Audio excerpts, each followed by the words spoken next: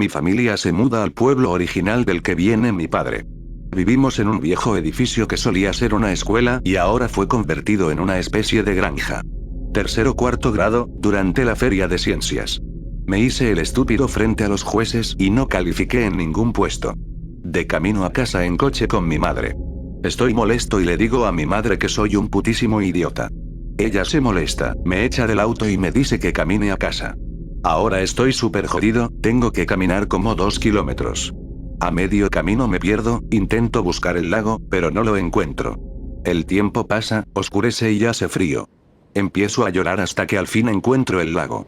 Vago por la playa buscando el muelle donde se suelen amarrar los barcos. Cuando lo encuentro veo que hay un tipo desembarcando. Me acerco para decirle que me perdí. No pasa nada. Conozco a tu familia, puedo acercarte a casa en mi bote. Ya casi no se ven rayos del sol en el cielo. Accedo. Me subo al bote. El tipo me envuelve con un saco enorme para que no pase frío y oigo el motor encenderse. Nos adentramos en el lago. El sol termina de ocultarse. No hay ni una luz en todo el mundo, nos envuelve la oscuridad apenas perturbada por la luz de la luna y las estrellas reflejadas sobre el agua. De pronto distingo luces rojas en la playa. Nos detenemos en el puerto del que vienen las luces. Estas venían de una patrulla. La policía me estaba buscando aparentemente. Intentan hablar con el tipo que me llevaba en su bote, pero no está por ningún lugar. Parece ser que el único otro muelle como el primero que vi se encontraba del otro lado del lago. Todavía me sigue inquietando pensar en que el tipo tenía clarísimo a dónde llevarme después de capturarme tan fácilmente, y lo peor es que no puedo recordar su rostro. Todavía conservo el saco que me prestó para el viaje.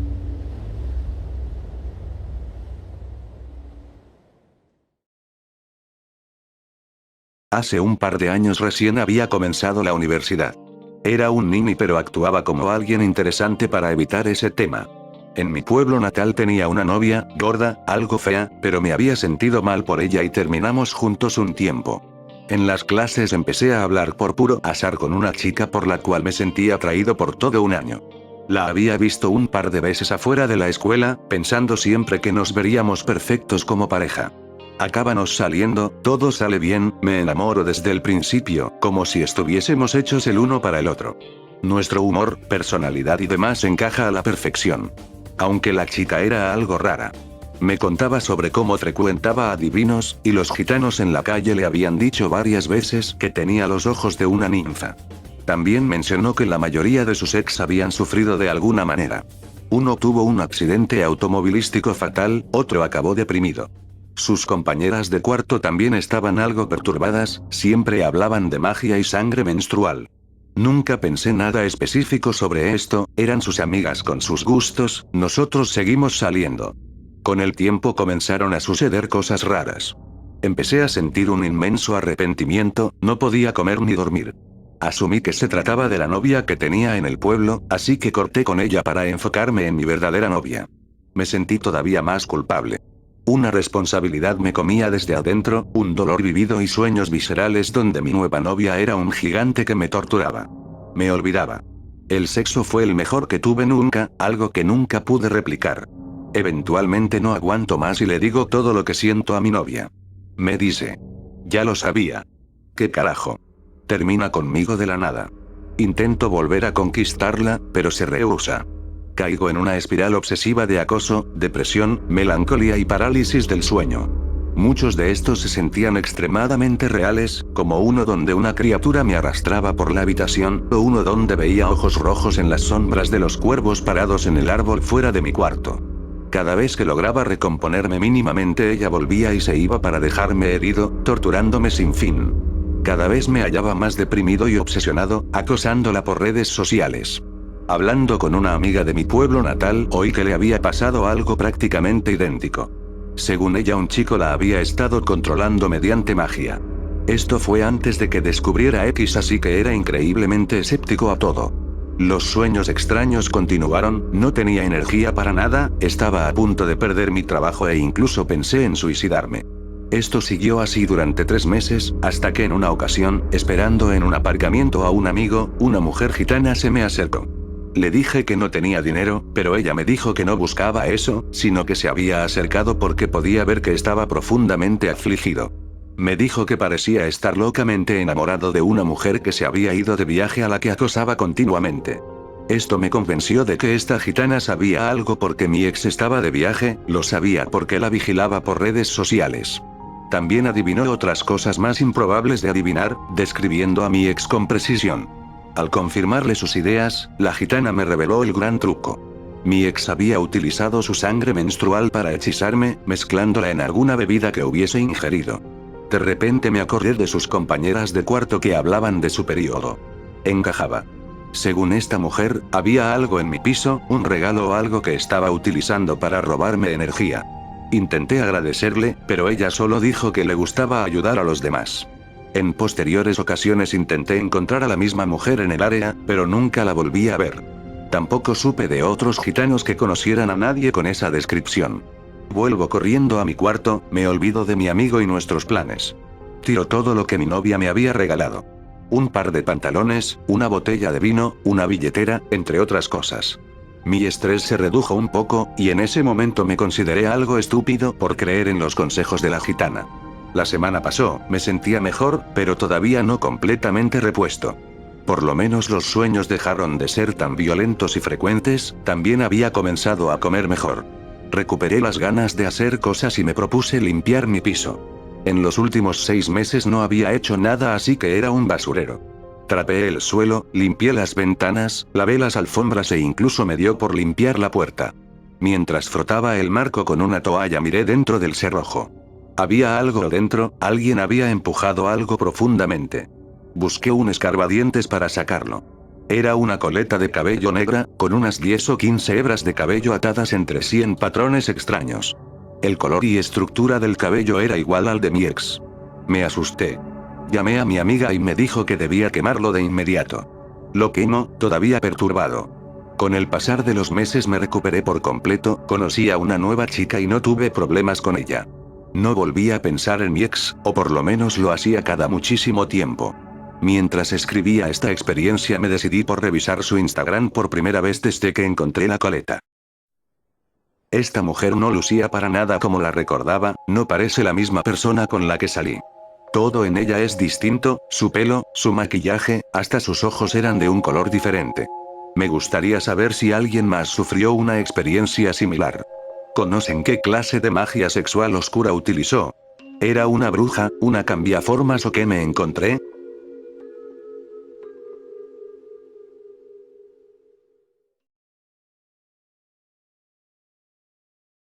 No es una historia de fantasmas, pero sí una de las experiencias más aterradoras que viví. De niño solía salir de acampada con mi padre bastante seguido. La mayoría de las veces los dos nos subíamos a la camioneta, viajábamos hasta una zona remota del bosque, no un espacio de acampada legal, establecíamos la tienda y nos quedábamos bordeando una fogata. Eran buenos momentos para conectar, alejados del caos de la vida cotidiana. Solo nosotros dos y nada más que nos interrumpiera. Pasaron varias cosas aterradoras, pero en retrospectiva creo que la mayoría eran historias que me montaba en mi cabeza por tener demasiada imaginación y estar justamente en mitad de la nada en un bosque. Por ejemplo, una vez nos encontramos un área donde estaban todos los árboles caídos, y me inventé que seguramente había un monstruo por el bosque que iba tirando árboles. De todos hubo un momento que se me quedó grabado, algo en esa situación no parecía tener explicación, y sigo sin poder encontrarle la vuelta para que tenga sentido. Estábamos en un área de acampada nueva, un lugar nunca visto, al menos por nosotros. Tras establecer nuestra carpa salimos a caminar un rato por los bosques para ver qué había. Pasada una hora salimos de la arboleda y hallamos un claro de césped. Era extremadamente extraño en el sentido de que toda la zona era forestal, y de pronto estaba esta zona plana con pasto. En el centro había una cabaña. Se veía vieja y decrépita, como si nadie la hubiera ocupado en mucho tiempo. Alrededor de la casa, junto al pasto, había partes de coches oxidadas, partes enormes debo aclarar. Era muy raro, porque de nuevo, este claro estaba rodeado por un bosque muy denso, y habría sido extremadamente complicado, por no decir carente de sentido, el tener toda esa basura suelta por ahí, especialmente porque no había ningún coche a la vista. A un lado de la casa había una especie de cañón. No sabría muy bien cómo llamarlo. Era una hendidura en la tierra que se hundía directamente, pero no demasiado profundo, de unos 30 a 60 centímetros, como si alguien lo hubiera cavado a propósito por alguna razón inexplicable. Nos acercamos a la cabaña para explorar la zona.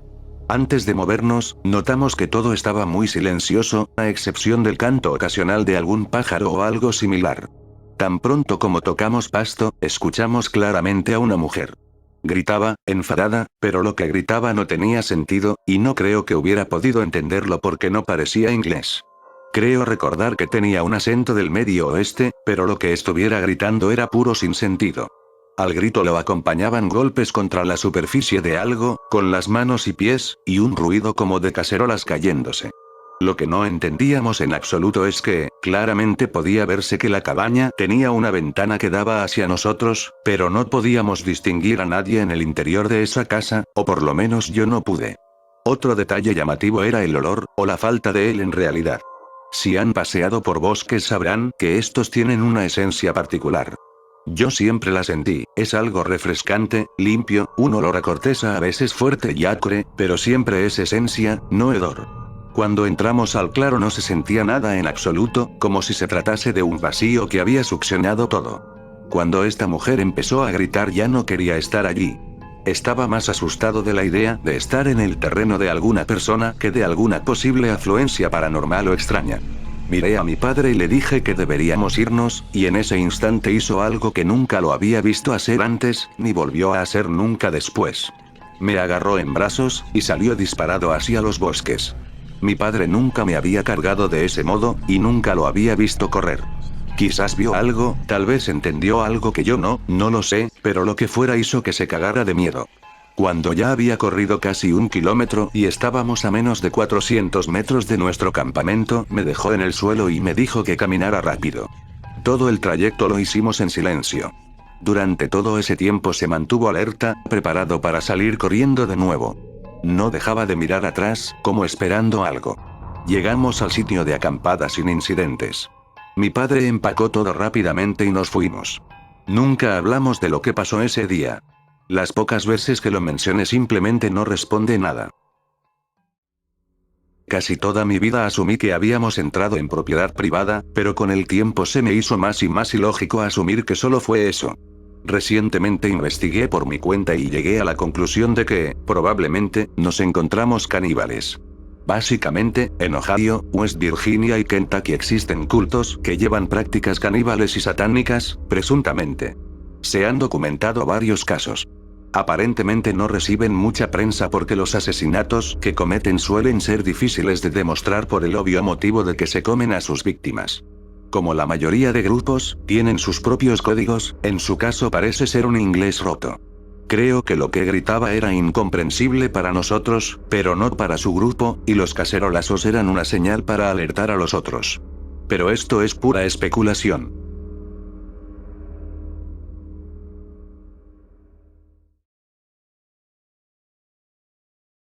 En un viaje por Carolina del Sur con mi esposa.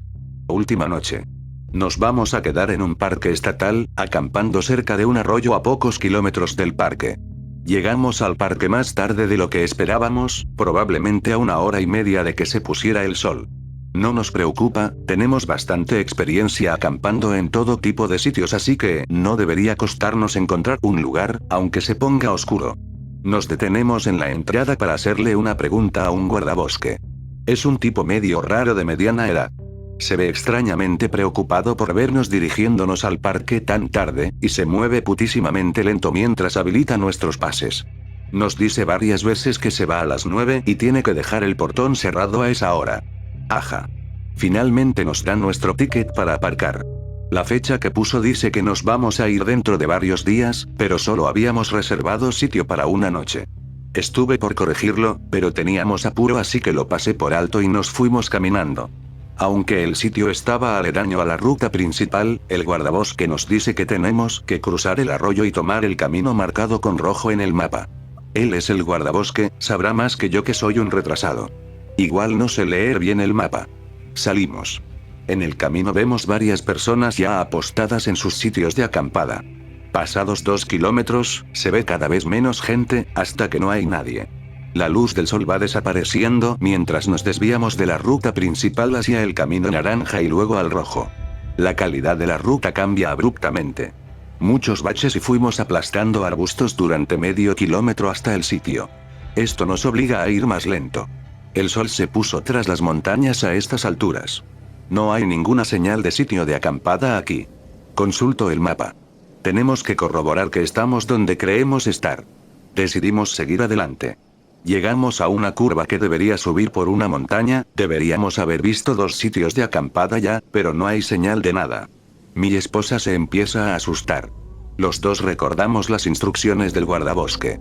Mi mente empieza a recordarme que no le dijimos a nadie que íbamos a viajar a este parque. Mi esposa dice en voz alta lo que ambos creemos. Ese guardabosque raro nos mintió. La fecha. El ticket que nos dio decía que íbamos a estar acampando por varios días. Carajo. Estamos rodeados por una negrura absoluta, no hay luna y llovizna levemente. Consideramos poner nuestro campamento aquí mismo, pero lo lógico fue no hacerlo, sería reconocible para que cualquier viejo asesino viniese a violarnos. Intentamos volver por donde vinimos. Ya hicimos el doble de la distancia de la que deberíamos haber hecho a estas alturas. Al fin llegamos a la ruta principal de nuevo. Tenemos 2 opciones. Regresar a la camioneta o seguir el camino normal y acampar en nuestra reserva. Por unos minutos pensamos en irnos a la mierda, pero recordamos que el portón se cierra a las 9 de la noche. Pensando que probablemente estamos sobrereaccionando, considerando la posibilidad de que fuese un guardabosque nuevo en el sitio, caminamos hasta nuestro sitio. Terminamos por llegar varias horas más tarde de lo que queríamos. No hay señales de vida de nadie en las cercanías. Las únicas luces que se ven son las de nuestras lámparas. Los dos seguimos cagados. Hay un silencio muerto. Ya no llovizna, pero el ambiente está cargado de ese aire pesado que te provoca claustrofobia en un espacio abierto, y que cada sonido sea absorbido hacia la nada. Ponemos nuestra tienda de campaña, colgamos nuestra comida y mi esposa empieza a cocinar. Nos sentamos junto a un fuego bastante precario que prendimos cuando oímos algo.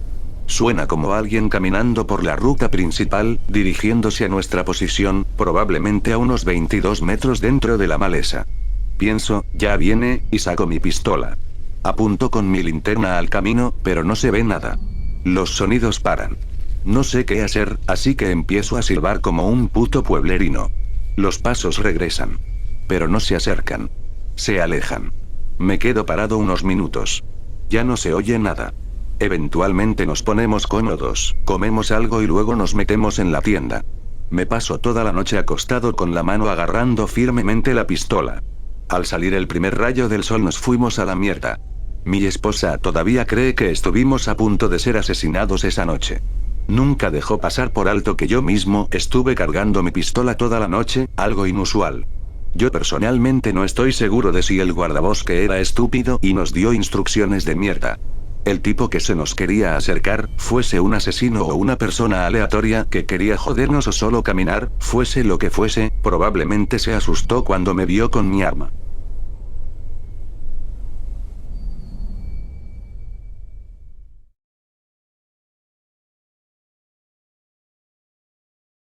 Querida X. ¿Alguna vez sufrieron una de esas noches sin sueño donde solo podían pensar en el pasado? ¿Alguna vez probaron a intentar retroceder en el tiempo hasta que tus memorias dejan de existir? Me sucedió eso anoche, y me topé por accidente con un recuerdo que había olvidado. Una vez traído a la memoria reviví la inquietud que sufrí entonces. Recuerdo además que, tras este evento, prácticamente todos los involucrados se volvieron más hostiles, intentando hacerme daño de manera directa. 2008 o 2007, posiblemente 2006. Siendo yo, joven, 11 o 12 años. Voy a la escuela como siempre. Me molestan, me pegan, me tratan para la mierda como siempre, típico día de un perdedor. Por algún motivo toda la escuela es llamada para asistir a una especie de reunión del consejo escolar. Normalmente se hacen una vez a la semana, pero esta vez se hizo tras el almuerzo. Creo que esto pasó por un comentario que se había hecho sobre una profesora muy anciana que había estado trabajando en la escuela por décadas. Para que conste, esa vieja parecía un lagarto, y esto lo pensaba mucho antes de saber nada sobre reptilianos, pero en retrospectiva parece increíblemente obvio que no era enteramente normal. En el anfiteatro debían haber más de 100 estudiantes, todos mirando al podio, elevado delante para ver claramente a quién se dirigiera al público. Tiene un micrófono y sistema de parlantes, lo normal. Se lleva una lista de asistencia. Pensé entonces que eso era extraño, todo era raro desde el momento que nos llamaron tras el almuerzo, cosa que no había pasado antes. De pronto los profesores dejaron el escenario a excepción de los más mayores de cada curso. A estas alturas ya me figuré que había un problema con la escuela y que nos estaban sometiendo a todos a una especie de castigo, detención o lección moral. Eventualmente uno de los profesores, que estaba muy cerca de la profesora Lagarto, se dirigió al podio, esencialmente despotricando contra toda la institución acerca de cómo un incidente había afectado tremendamente a esta profesora.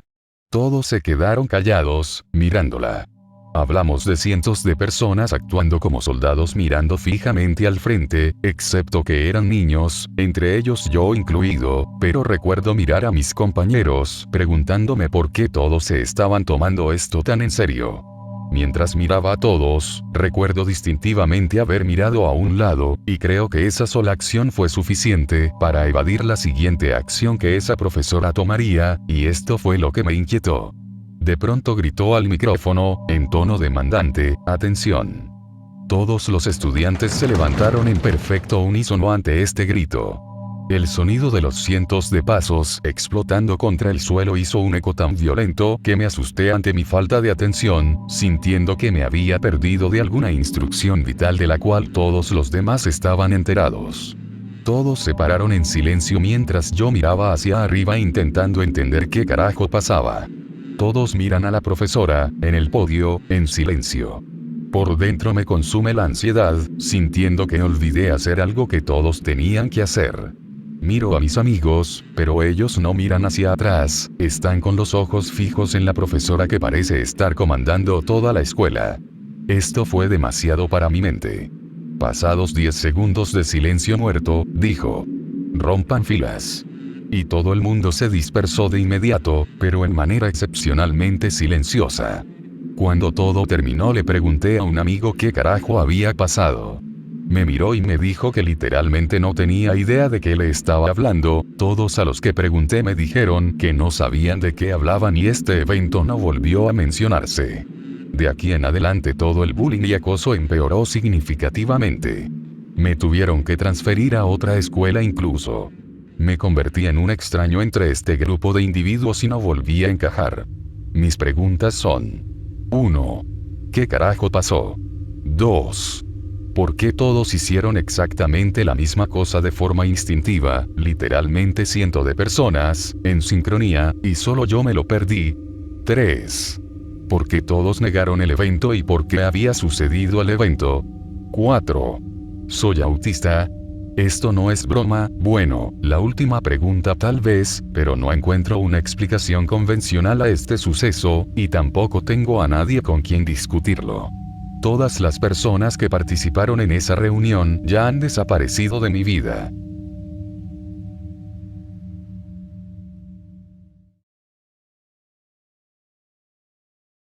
Normalmente urqueo BR, pero en junio empecé a frecuentar X. Primera vez que hago un green text, pero la considero una experiencia interesante. Siendo un cajero en una tienda de suministros para casería. Un viejo, probablemente de unos 40 o 50, se pasa por aquí todos los viernes. Siempre habla conmigo en la caja registradora. Me gusta hablar con este señor porque me recuerda a mi abuelo. El viejo juega videojuegos, lo descubro cuando habla sobre su nieto. Un día después de terminar mi turno, me quedo un rato sentado en una banca fuera de la tienda, fumando y el anciano se me acerca, hablamos un rato, y como queremos seguir en contacto intercambiamos números de teléfono. Cada par de fines de semana nos juntamos y tomamos unas cervezas mientras me cuenta alguna historia de sus cacerías. Adelantándome un poco, un día desperté en mitad de la noche. Mi celular sonaba, el viejo me estaba llamando, y aparentemente tenía 16 llamadas perdidas del mismo número. Eran como las 3 de la mañana, pero respondí.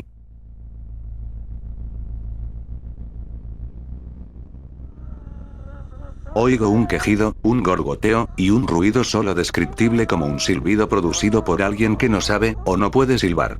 Asumo que está extremadamente borracho. Estaba a punto de colgar cuando empecé a distinguir una voz, un susurro que definitivamente no era él, susurrando mi nombre. Esto me deja aturdido. Repite mi nombre hasta que explota en risas como de hiena. Cuelgo e intento acostarme. Soy incapaz de dormir. Por suerte es viernes, así que voy a mi trabajo esperando encontrármelo, pero no aparece. Tampoco al día siguiente. Me empieza a preocupar. El tercer día apareció, se veía lento, letárgico, claramente no había dormido desde la última vez que lo había visto en persona. Me saluda diciéndome, hola chico, aunque nunca antes me hubiese llamado así. Le pregunto inmediatamente si está mal. Asiente con la cabeza. Le digo de hablar después de mi turno. Una vez afuera me siento con él en la banca y le pregunto qué fue la llamada de la otra noche. Me pregunta, ¿qué llamada? Le pregunto si me está jodiendo. Me mira preocupado. Le pregunto por qué se ve tan mal. Me dice que se perdió en los bosques y que en lo que logró encontrar el camino perdió la mayor parte de su equipo de casa y su celular. Deja de hablar por un instante. Pausa prolongada. Me dirige una mirada intensa y me pregunta. Anon, ¿qué día es? Le digo la fecha. Se ríe, y mirando para otro lado, me dice que se fue de acampada ayer a la noche. Estuvo perdido en los bosques todo el día, no 3.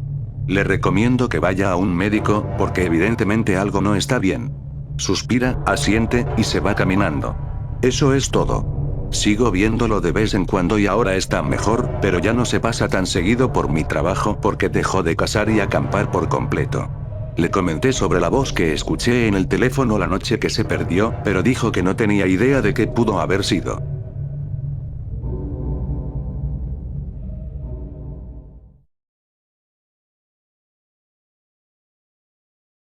«11 años.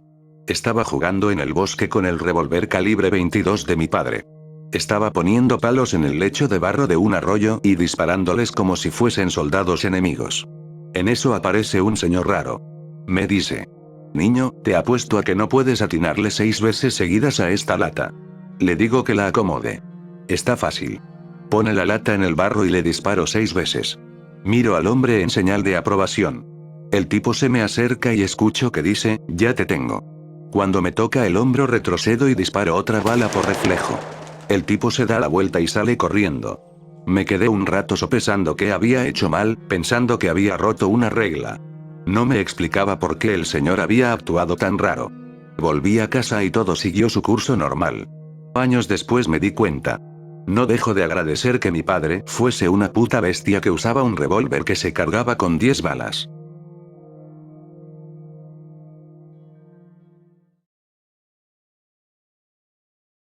Debía tener unos 8 o 9 años. Mi padre estaba destinado a un fuerte en Irwin, California. Un día nos saca a mi hermano y a mí al desierto para, entre comillas, buscar tesoros. Fue divertido y encontramos varias cosas interesantes. Un fin de semana mi padre organiza una junta con sus amigos y los hijos de sus amigos, serían unos 3 o 4 padres y 8 niños, contándonos.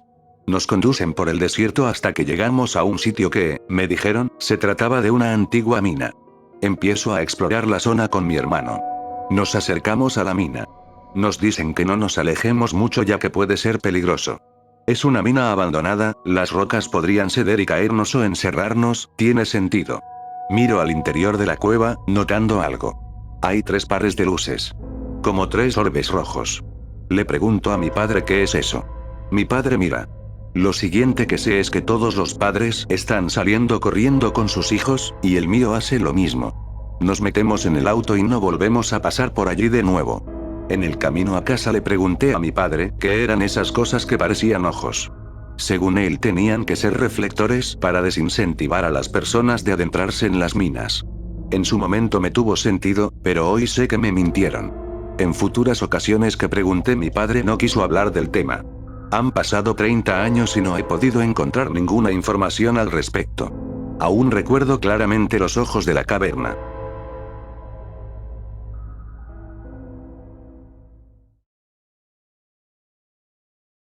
Olis X, han pasado décadas desde que he pasado por este foro, pero tengo una historia.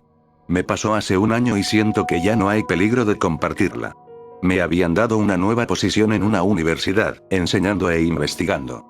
El recinto tiene como 150 años, es posible que lo conozcan. Mi laboratorio está en un ala recientemente abierta, insertada en un edificio de un siglo. Es barato como la mierda y siempre mendiga equipamiento porque el dinero no crece en los árboles.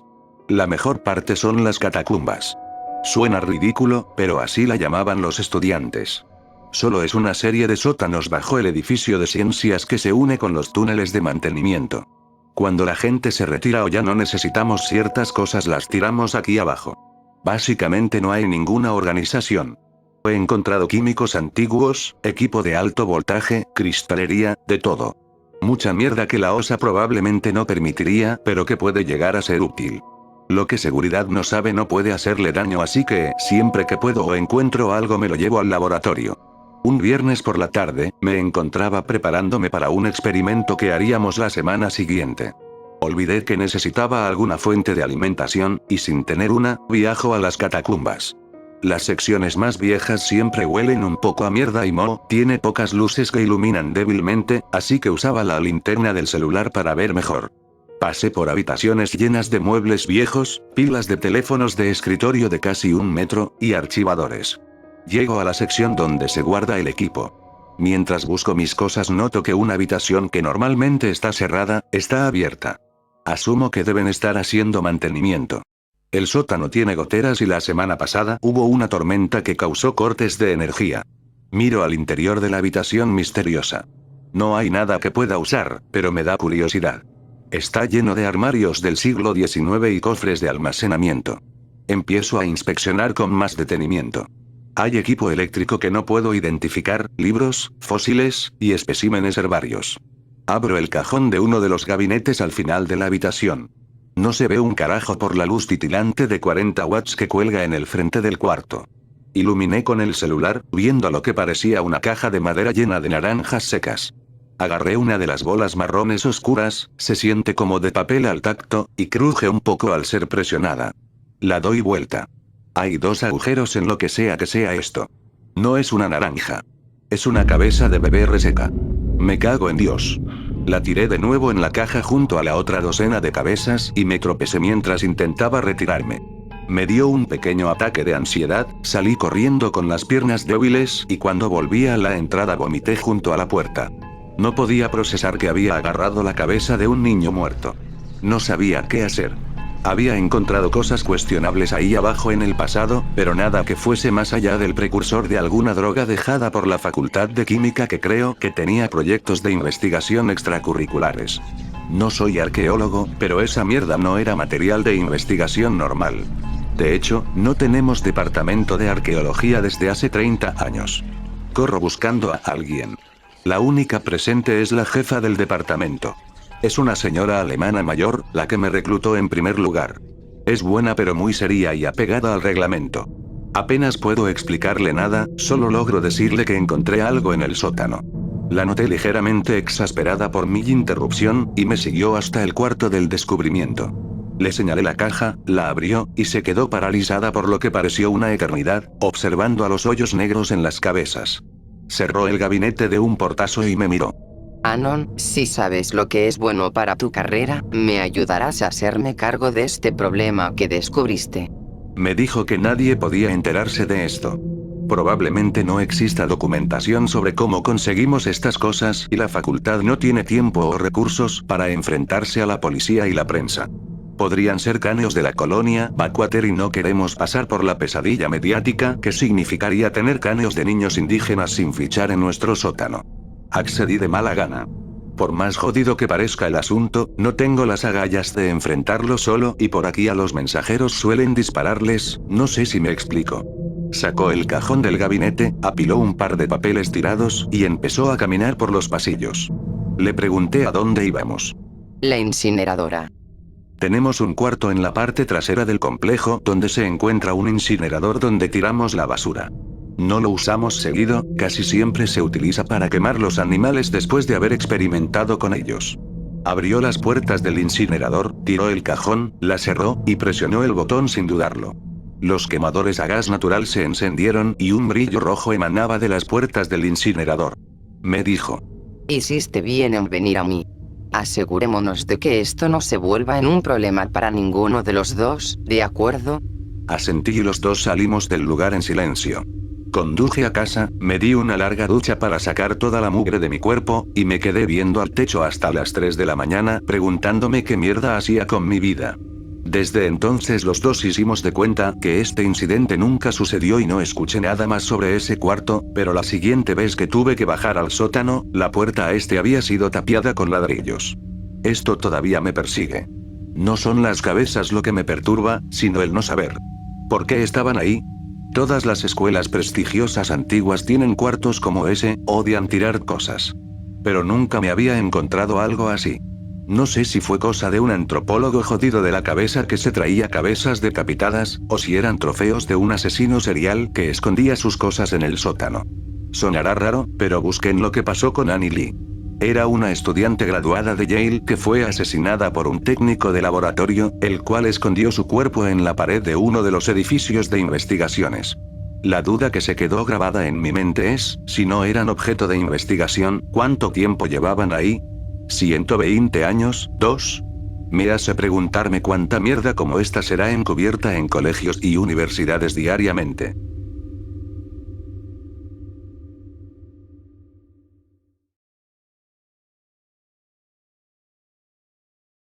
...21 de agosto de 2015. 10:30 de la noche. He asesinado a muchas mujeres por placer. Si pueden adivinar su nombre subiré una foto. Si adivinan el nombre de cualquiera de estas, subiré más fotos. No más de 10 nombres por post. Más de 10 serán ignorados. Algunas son Polaroid, otras fueron tomadas con una descartable. También les tomé fotos antes de morir cuando tuve la chance. Si adivinan todos los nombres les diré dónde dejé un cadáver en el 99. Esta primera es gratis porque es improbable que adivinen su nombre. Antes de 2015 y 2016, los posts de usuarios haciéndose pasar por asesinos o confesando crímenes burlescamente eran más recurrentes. No algo normal, pero sucedió en por lo menos otras 2 ocasiones. El caso del asesino de 4chan de agosto del 2015 es uno muy extraño, es bizarra la actitud del posteador original, totalmente seguro al principio de que no hay forma de que lo atrapen, lo que hizo sospechar a algunos que las fotografías que estaba enseñando debían pertenecer a algún policía forense, murderabilidad robada o conseguida por cualquier medio. La segunda respuesta de este hilo listó 5 nombres. Shannon, Kelly, Madison, Courtney y Tricia. El OP respondió con una fotografía de los genitales mutilados de la víctima. Pocos minutos después otras 2 fotos más, cada una más inusual que la anterior, señalando la posibilidad de que no se tratasen de simples fotos policiales. Las averiguaciones de los usuarios llevaron al descubrimiento de la aparente identidad de la primera mujer publicada. Shona Mainr, una adolescente que atacada en Las Vegas en el año 1998, aunque lo extraño del caso es que esta fue hallada muerta de un disparo pocos minutos después de que este mismo disparo fuese oído por un guardia en las cercanías, lo que hizo a los usuarios preguntarse cómo había tomado las fotos este Anon, si realmente Shona había sido raptada, abusada, fotografiada y asesinada para posteriormente ser arrojada en un área de Las Vegas, dando la impresión de que el crimen se había cometido en el acto. En cualquier caso, no se identificaron nuevas víctimas ni se conocieron más detalles. Un mes más tarde el mismo usuario volvería a iniciar un hilo, esta vez con una foto de un hombre de apariencia hispana o asiática severamente ensangrentado y con los ojos tapados, junto a la foto una marca de tiempo confirmando que era el mismo anónimo del primer hilo. En el post solo escribió, muriendo. Muriendo. Menos de 10 minutos más tarde, otra fotografía de la misma persona. Muerto.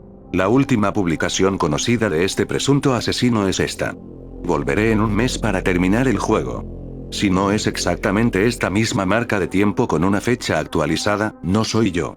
Lo único que técnicamente se puede inferir del perfil de este individuo es que tiene que tratarse de un hombre blanco entre los 30 y 40 años que había actuado en el área de Las Vegas y California, sin un patrón específico en la selección de sus víctimas, el cual tiene experiencia o conocimiento sobre cómo revelar fotografías, o un equipo para hacerlo en su propio hogar dado que la mayoría de fotos se hicieron con cámaras descartables y Polaroids. ¿Hay un asesino suelto que se manifestó caprichosamente en 4chan? ¿O fue una falsificación, fotos compradas a algún coleccionista de murderabilia ilegal? Ustedes decidirán.